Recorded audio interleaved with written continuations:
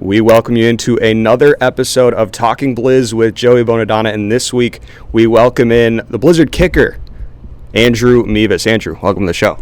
Yeah, thank you for having me. Absolutely. So, diving into this week, obviously last time out you guys took a loss to Sioux Falls, dropping to 4-2 on the season, but there was some good stuff for you on that game.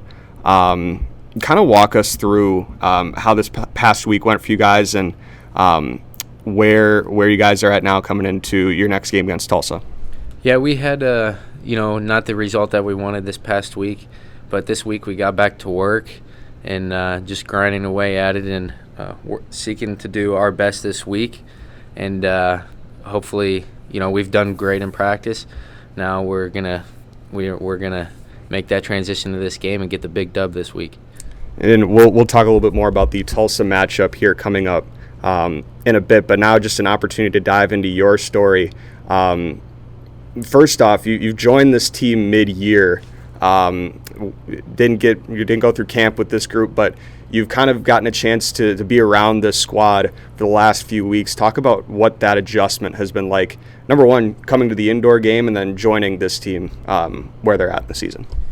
Yeah, so when Coach called me to come up, and have the opportunity. I'm thankful for the opportunity to begin with, and I saw it as an opportunity to get games, but my mindset was that I want to be a weapon for this team, and no matter where I'm out on the field, that I know I can literally kick it out of the game of play or whatever you want to call it, out of the stadium, whatever you want to call it. But it's been a good transition. The first game I had was really learning on the fly. I literally got here on that Thursday basically, and then played the game the next day. So working with the snapper and holder, it's a big piece of it, and I'm really starting to think that we're gelling well. And like Max, it's his first year really holding. So, that's a big important piece of that leads to me being able to do my job is guys up front protecting and then Max putting that spot down where it needs to go. So we've been getting better every week, I feel like, and we just need to keep on that same path, and we can really become a true weapon for this team. That was something that first game you got a chance to kick in the Resch Center. During warm-ups, there's one thing that's different in the indoor games, that there's a big jumbotron sitting over midfield. How much was adjustment that for you? Because I remember that first warm-up, I think you had to hit it about 4 or 5 times. And again, it's an adjustment to the indoor game. What was that, trying to figure that one out on the fly? Yeah, sometimes it's just fun to hit the scoreboard because I know I can. But I'm trying to maybe hit it a couple more times so that they have to raise it a few feet. Hopefully you can get a give and take there. But, on kickoffs, I'd love to just line up middle and hit the deuce every time. But I can't do that because of the scoreboard. But I've been working on last week at Sioux Falls, I got the first deuce. That wasn't lined up middle. But I've worked this week getting that deuce from the side, which I was trying to do week 1. But now I got the exact the steps and everything down that I can be successful at it. So hopefully we can hit that at a high percentage. So, or at least when coach calls me to do it. So, that adjustment, it's, you just got to work around it. But there are spots when you're kicking field goals, you only got to worry about it when you're hitting, field goals really from the opposite goal line. If I'm at the 7 or 8, I really can get away with just hitting it underneath the jumbotron. Just the apex doesn't hit until it's passed. But yeah, it's kind of fun at the same time. So it's just another aspect of the game to work around. It's always my favorite conversation with it. I took a class this semester, physics and sports, and you kind of get a chance to understand the actual science behind kicking. Especially from your perspective. But yeah, you mentioned you got that first deuce this past week at Sioux Falls, and that kind of turned the game in your favor, got a chance to kind of get back in the game. And we've seen throughout these first couple of weeks that you have been a weapon for this team. And hopefully will be going forward. But talk about the introduction you've had to the game of football in general. You kind of, yourself got a chance to kick at a high level in college. Your brother also having a good history as well. Now he's with the Panthers. Talk about how much kicking has been a big part of your life going forward here playing the game of football. Yeah, kicking really changed my life from when I started truly like kicking and learning from like my great mentor and kicking coach, Cole Richards in high school. He's the one who taught me to kick. And so, I mean, honestly, all this football stuff, I mean, it started from him, and I can't thank him enough. But yeah, my story, it's been kind of crazy, but when I came here, I kind of changed my mindset of things and just literally giving it all to the Lord, and then just giving the opportunity and just making the most of what I can. And at the end of the day, I just want to help this team win. I want to be able to glorify God doing it, and I just want to take it one kick at a time. And I feel like if I have those three things and have that mindset and just keep working every day, that the chance will come back for me to get an opportunity, whether that's, it'd be nice to be across the street, but, anywhere in the league, I would love to get that chance, and that's what I'm fighting for. And that's what I, also why I came up here, to get those in-game scenarios. And, whether with the post being closer, they're 9 feet wide instead of 18, so it's half of the width of the NFL upright. So I think it's going to help my game being more precise. And I've also learned, and I'm growing in other areas around this team, whether that's having a voice, helping guys out, helping on special teams, and just helping guys learn and get better themselves. Like I said, at the end of the day, I want to help this team win, and I want to be a weapon, and we want to win the championship. We want to go all the way, and so I want to do whatever it takes in order to make that happen.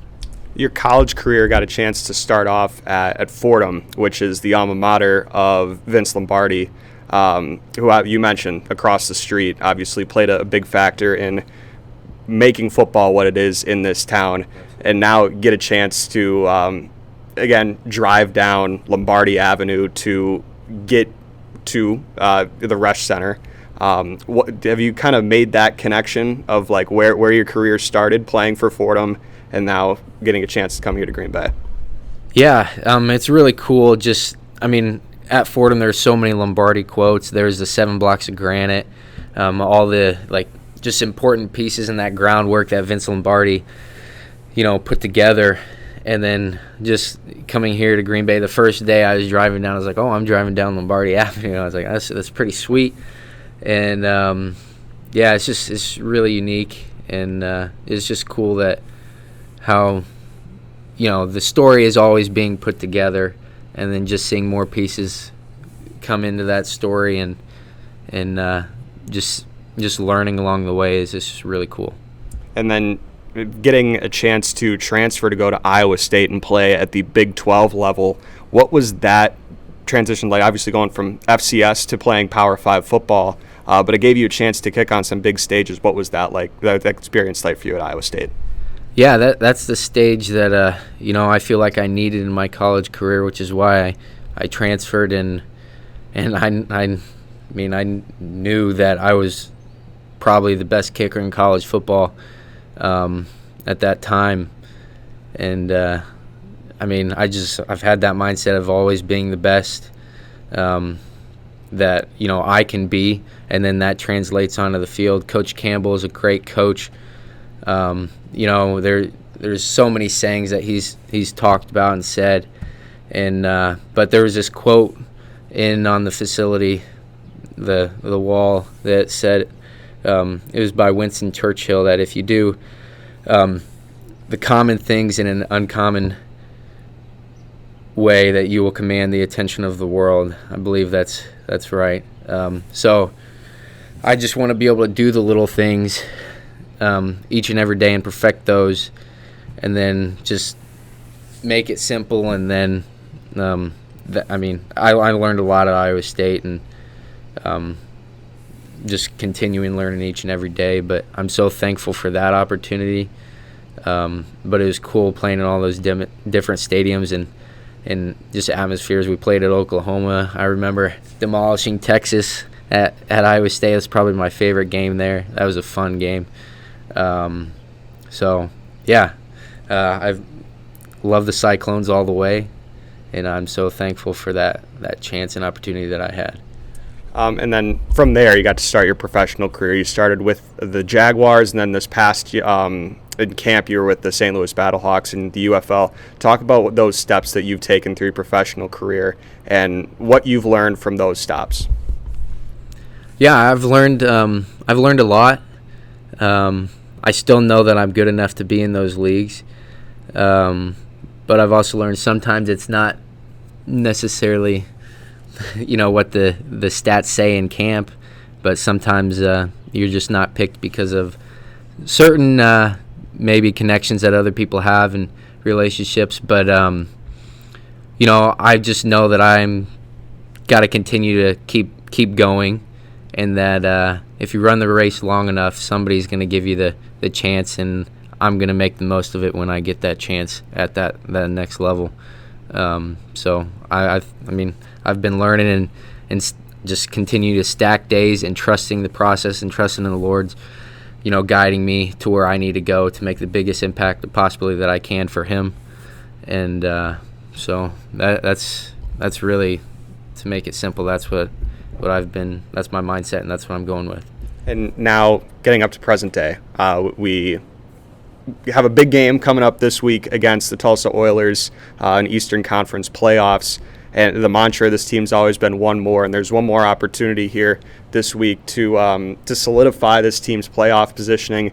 Only one playoff berth in the last, trying to put it together on the fly here, I think 12 years. Last one was 2019. Big games like this, where do you think this team has grown that you've seen over the season to get to this point and now getting an opportunity to go out there again on Saturday afternoon? Yeah, I think what we are putting together is just we're growing in our communication with each other. It's kind of been a slow start from my understanding of our communication, and I believe that we've really picked that up over the last week and a half, 2 weeks, even though like last week we didn't get the result. But we sat there last week and we knew what was coming and we knew what was happening. We just did not execute, and we beat ourselves. And so I think this week we've all, as a team collectively, do not want to beat ourselves. That doesn't mean like it's going to be perfect. No game is ever perfect, and there's different things. But our expectation and our demeanor is, to win for each other and get that, one more yard, that one more play, because you never know which play is going to make the difference. And then every person on that field matters, and we're going to fight for each other. And that's that. It goes back to the communication and trust that we have in each other, and that we're continuing to grow in that. And I hope that everybody, stands behind that and sees that we are working together, and we have a good team that we're putting together, and we're growing every week. So we just got to keep on that path and keep trekking up the mountain, and then we'll come out on top. And then to close things out here, always the question I like to ask, a lot of new guys on this team and a lot of new faces for fans across Blizzard Nation, but what's one thing about Andrew Mevis, that a fun fact that you might want to share with Blizzard fans that they might not know about you? Oh, man. So, fun fact is kind of difficult for me, I guess. I'm just so focused on football and stuff. But, I love seeing the fans out there and all the kids. And I just, one day and, someday, I don't know whenever that impact is going to come up, but I want to be able to impact somebody the way that my mentor and coach, Cole Richards, have been able to, mentor me. And I just want to constantly build relationships with people around the community. I'm always easy to come to for help, and willing to help anybody. And I just hope kids see me kicking in the stands and be like, I want to be that someday. So I guess that can be my fun fact, is that I just want to keep the game growing, and it's pretty fun putting a ball through 2 uprights. So at the end of the day, everybody thinks, oh, I could do that, but anybody can. But when you're out there, it's a lot of fun just being able to. One coach told me, all you got to do is put the ball between the 2 pipes. So, and middle's middle at the end of the day. So I just I enjoy it, and I love it, and I'm just thankful for the Lord and allowing me to chase this dream. So, yeah. Awesome. Well, we appreciate your time this week, Andrew. Big game again this week against the Tulsa Oilers, Saturday at 3:05 at the Resch Center. It's Blackout Breast Cancer Night at the Resch Center. So should be a fun game. Again, appreciate your time this week, Andrew. Yeah, thank you. Absolutely. Let's go get a big win this week. Absolutely. Thank you for tuning in to this week's episode of Talking Blizz with Joey Bonadonna. We'll see you in the next one. And as always, go Blizz.